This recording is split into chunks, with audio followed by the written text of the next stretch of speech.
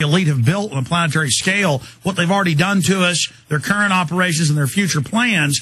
If people were as knowledgeable about that as they were about football or baseball, we'd be in a free society. I mean, this is life and death.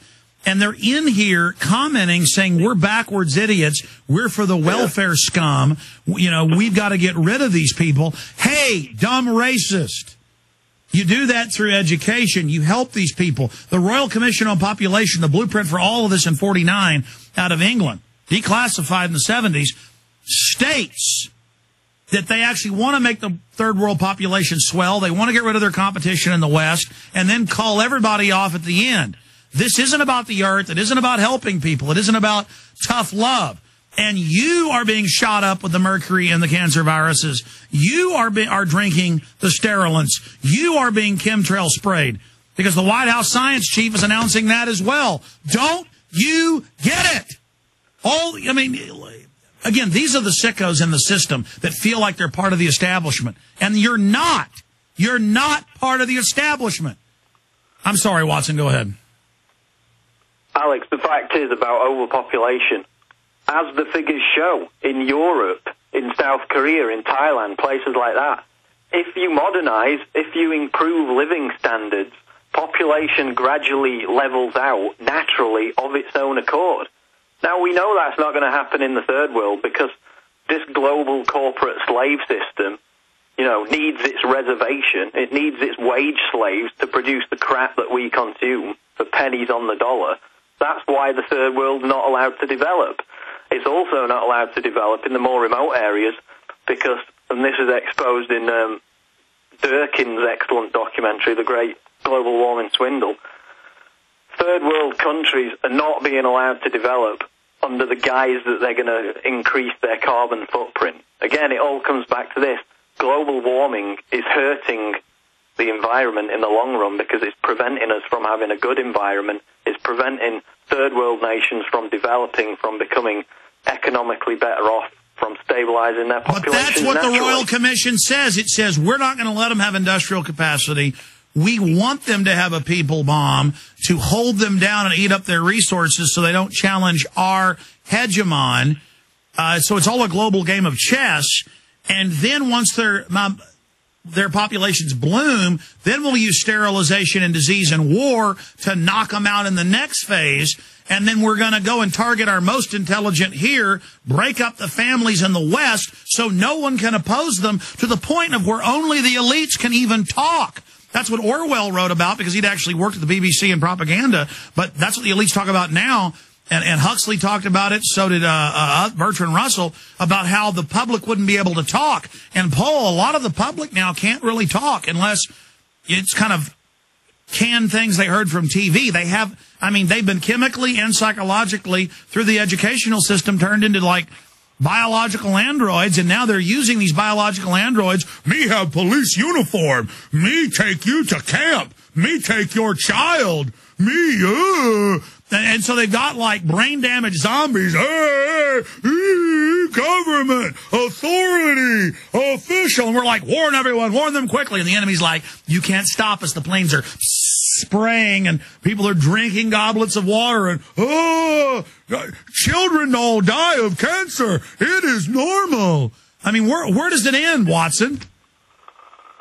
How do we get through to these idiots who think that mass sterilization, forcibly aborting babies and planting implants by government decree in people at puberty is a sensible idea? How could any free-thinking, sane person advocate that? And the fact is this. In Britain, there are couples who haven't had jobs their entire lives. They have 15 or 16 children, and the state pays them for every one. It's this socialized welfare system. Well, they do that so they can point at that and say, we need to socialize everything. You got to have a license to have a kid, so we don't have to pay for that. They brag. It's problem, reaction, solution. They create the crisis and then offer the solution. Their nanny state they created to get control to reduce population actually makes it explode, which is their original plan. You see, this is crazy like a fox, Paul. So how about removing the incentive for people to have 16 kids in the first place. No, they're not going to do that because they want the person that has 16 kids. They're going to put cop uniforms on them, and they're going to be, me take you camp, me drink fluoride, and then they're going to take the vaccines with the cancer viruses and die at retirement, and that's their biological android in their first phase before they go to the robots to enforce for them. This is all stated. I'm serious, folks. Their real enemy is you and I who can actually think. We're the enemy. So they're creating the devil horde of the white trash fluoride heads. You understand, Paul? Yeah, they need to create the problem officer, so they can then introduce the solution. This is a quote from somebody on an article, not my article, but a similar one out of the Daily Mail. Quote, we breed farm animals to produce the best possible stock and kill them when they have fulfilled their purpose. We interbreed pedigree animals to produce extremes that leave them open to ill health and early death. It is only religion that says humans are not animals. The reality is that we are simply intelligent mammalian primates. The world population of humans has increased from 2 to 6.5 billion in the last 50 years. The planet can support 2 billion humans comfortably. 6.5 uses too many resources and leads to global warming and climate change.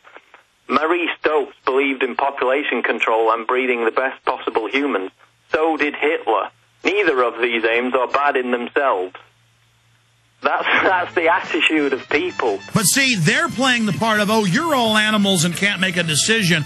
We're the elite beyond good and evil. We're going to get rid of you. No, you bastards. You don't control our lives. We're not your slaves. I'm a sentient, alive creature who's conscious. And I'm not your slave, and I have a right under universal law to defend against you, you control freak cowards.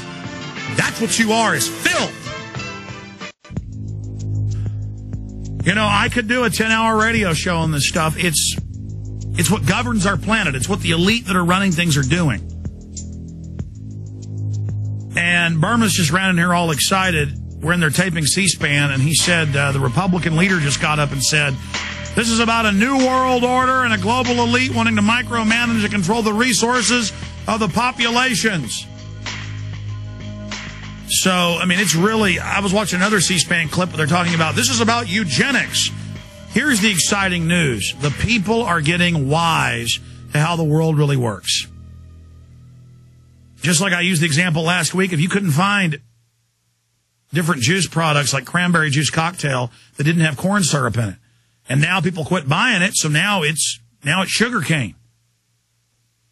And that's the issue I'm making, is that we can demand what we want and change the system before the full global police state grid's in. But you look at Bianca, Singer, Holdren, all of them, it's always global police state, global police state. I mean, this is really happening. Watson, I know I keep just repeating that, but there'd be something wrong with us if you and I and others weren't freaked out by the magnitude of this. I'm freaked out by it, but it appears that a majority of people support it. I hate to say it, but from everything I've read, that's the truth. Well, that's a wannabe elitism. It's a wannabe elitism. Right. One thing, I think, a battle for the minds that we've won, or are winning vehemently, is on the vaccines, because yesterday the UK government announced, they didn't say it would be mandatory, but they implied it definitely. They said the entire UK population, 61 million people, will be vaccinated against swine flu within a year. Now, I wrote an article about that, referencing the London Times piece, which said that the vaccine was being rushed through safety procedures in 5 days. It was being fast-tracked, despite the fact that the makers of it got caught, tainting the vaccine they produced and sent out with avian flu virus, Baxter International. Now, notice the people that are making it are the ones that accidentally put weaponized bird flu in the vaccine, and it was the 76 swine flu vaccine that killed a bunch of people. I have a 60 Minutes from the 70s admitting all this. Right. It killed more people than the swine flu did, many more, and injured thousands. Well, I mean, we know they're putting something in it. Whenever they've got a big vaccine they're pushing, but the idiot public's going to take it. They love dying, but you're saying some are waking up. Here's the good news. As of last night, on that London Times article, now these are not Prison Planet or InfoWars readers, when I looked last night, there were 50 comments on that London Times article about the mandatory swine flu vaccine. Nearly every single one said, no way in hell am I taking that from this lying government that's been proven wrong on every facet for the last God knows how many years. Nearly 50 people out of the 50 comments said they were not taking it. So what are they going to do when millions of people refuse to take it? No, the Washington Post announced today they're going to, quote, make every kid in America take it. And they'll say it's the law when there's no law.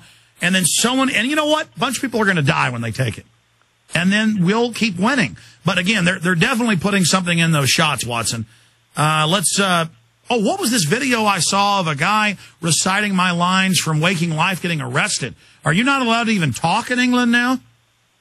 Yeah, there was a guy in Birmingham, which is the second biggest city in England, on Saturday afternoon, who got a bullhorn and just started walking through the centre of town reciting your speech from Waking Life and adding a few things of his own about wanting to hold on to British sovereignty against the EU and all that kind of thing.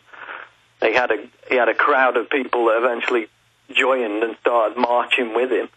And he got arrested for the crime of using a bullhorn. That's right. You're not allowed to protest or demonstrate. You're a slave, and you can't come out and say you don't want to be taken over by criminal eugenicists that openly run the EU. And they said, you can't use an unauthorized sound device. But if he'd have been protesting to shut down a coal plant for carbon tax, then they would have been carrying him on their shoulders. Man, I tell you, British police, they are just... Well, the videos I see are just unbelievable. They got caught at G8 killing somebody, and then they faked the autopsy and had to do a second one. But the point is, in Britain, to protest the government, you need permission from the government.